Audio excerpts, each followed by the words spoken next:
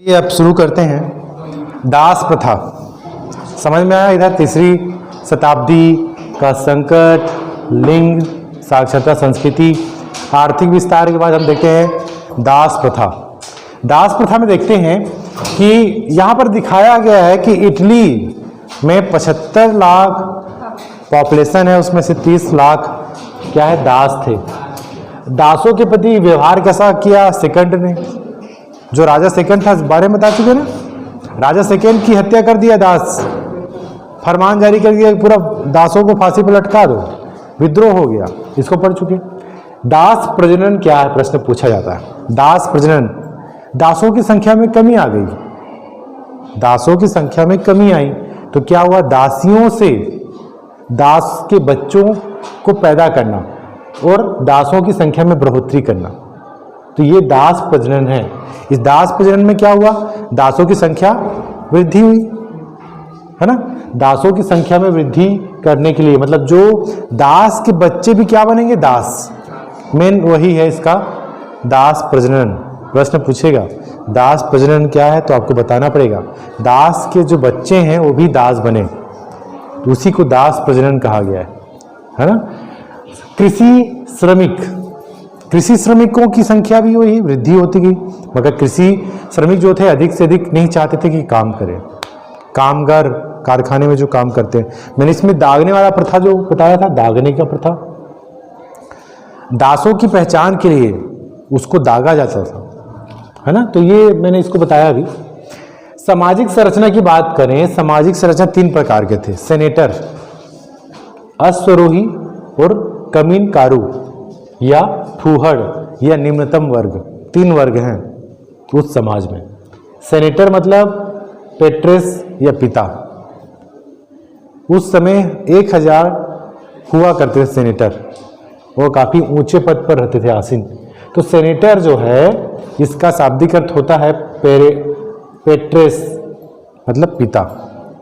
अश्वरोही जो थे इनके अधीन क्या था, घोड़ा था, अश्व था, ये काफी ऊंचे पद पर थे और इनको नाइट वर्ग कहते थे, नाइट, है ना, नाइट वर्ग होते थे, काफी ऊंचे वर्ग होते थे, इनके पास दासों की संख्या बहुत ज्यादा हुआ करती थी।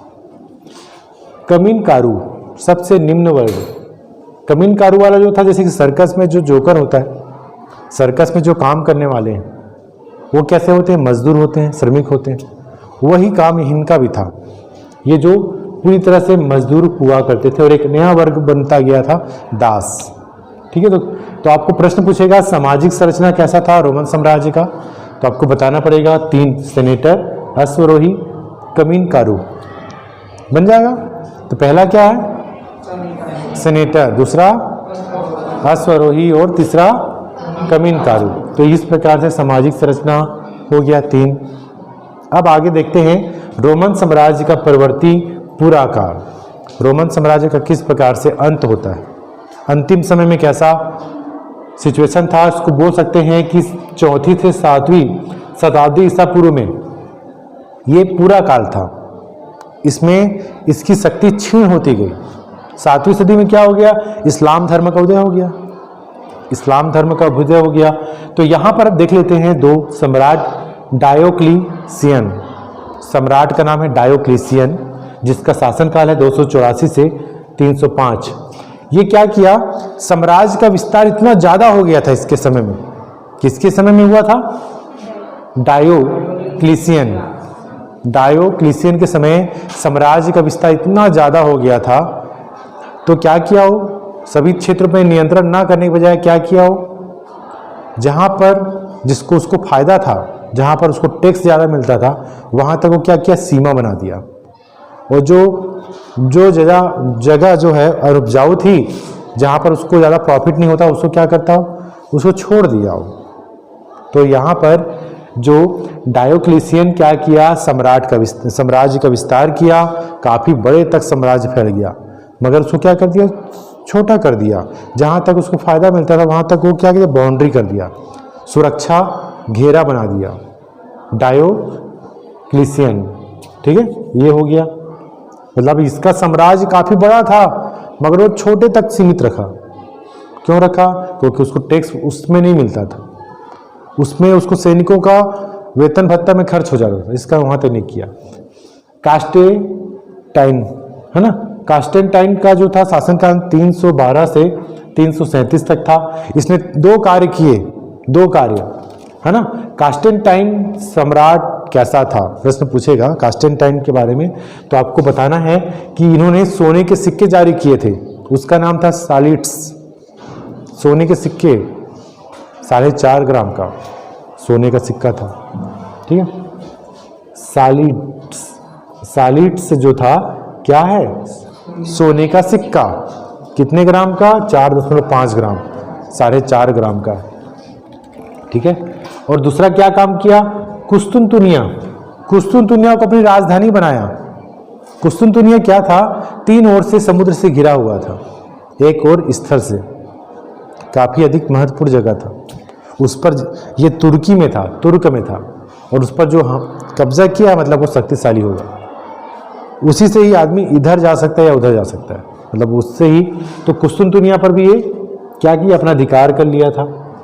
और कास्टेंटाइन ने क्या किया था, अपने राज्य का धर्म कौन सा बना दिया, ईसाई धर्म। कास्टेंटाइन ने अपने राज्य का एकमात्र धर्म स्थापित कर दिया, उसका नाम था ईसाई धर्म।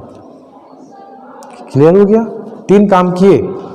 पहला काम है सालिट्स, सोने के सिक्के चलाए, कुस्तुनतुनिया अपनी राजधानी बनाया, और तीसरा है ईसाई धर्म को राजधर्म बना दिया। हमारा जो भारत देश है धर्मनिरपेक्ष देश है, सभी धर्म यहाँ समान है, चाहे हिंदू हो, मुस्लिम हो, सिख हो, ईसाई, सभी धर्म के प्रति समान भेदभाव, समान क्या है, धर्मनिरपेक्ष। तो वहाँ उस समय क्या था, ईसाई धर्म कर दिया गया कास्टेंटाइन ने।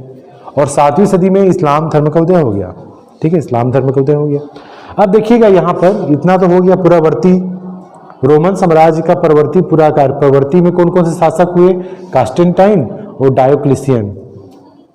अब एक है स्टेडियम, कोलोसियम स्टेडियम है, जिसका प्रश्न पूछेगा कोलोसियम स्टेडियम क्या है, तो आपको बताना पड़ेगा कोलोसियम स्टेडियम 79 ईस्वी में बना हुआ एक विशाल स्टेडियम, जिसमें 60,000 श्रोता लोग बैठ सकते हैं। इतना बड़ा स्टेडियम है, सोचिए। 7 अजूबा में एक ऐसा अजूबा है भी है, उसका नाम है कोलोसियम।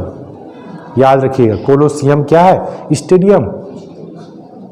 क्या स्टेडियम भाई, 60,000 लोग बैठ सकते हैं। क्या होता है वहाँ पर जो जंगली शेर भालू जो हैं भूखे, उन पर क्या होता था, जो तलवारबाजी होता था।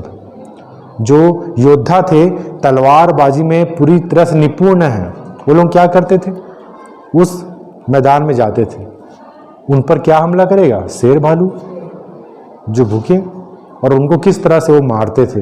कभी कभी योद्धा ही खुद मारा जाता था, वो कभी शेर भालू मार जाते थे।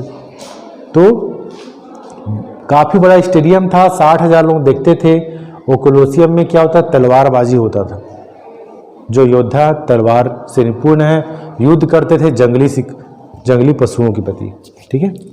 तो इस प्रकार से देखेंगे कि रोमन साम्राज्य में हम देख सकते हैं, इस काल में विघटन होना शुरू हो जाता है, रोमन साम्राज्य का विखंडन शुरू हो जाता है। तो स्पेन का जो राज है उसको बोलते थे विसिगोथो, गाल में जो है फेको, और है इटली में लोबार्डो। तो इस प्रकार से राज बढ़ जाते हैं। तो कुल मिलाकर रोमन साम्राज्य का प्रवर्ती पुराकाल में होता है कि रोमन साम्राज्य का अंत होने वाला होता है।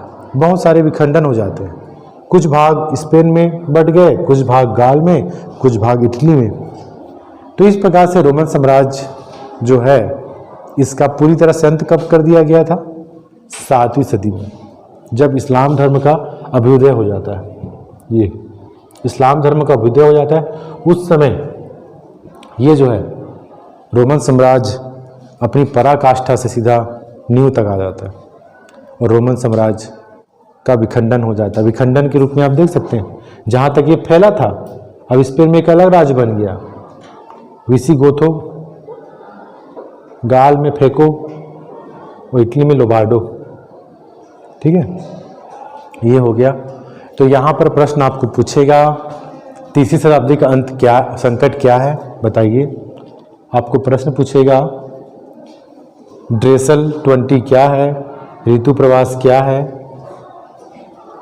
एम्फोरा क्या है, आपको प्रश्न पूछेगा दास प्रजनन क्या है, सामाजिक संरचना कितनी प्रकार की थी, बताइए। इस तरह से प्रश्न पूछता है। ठीक है।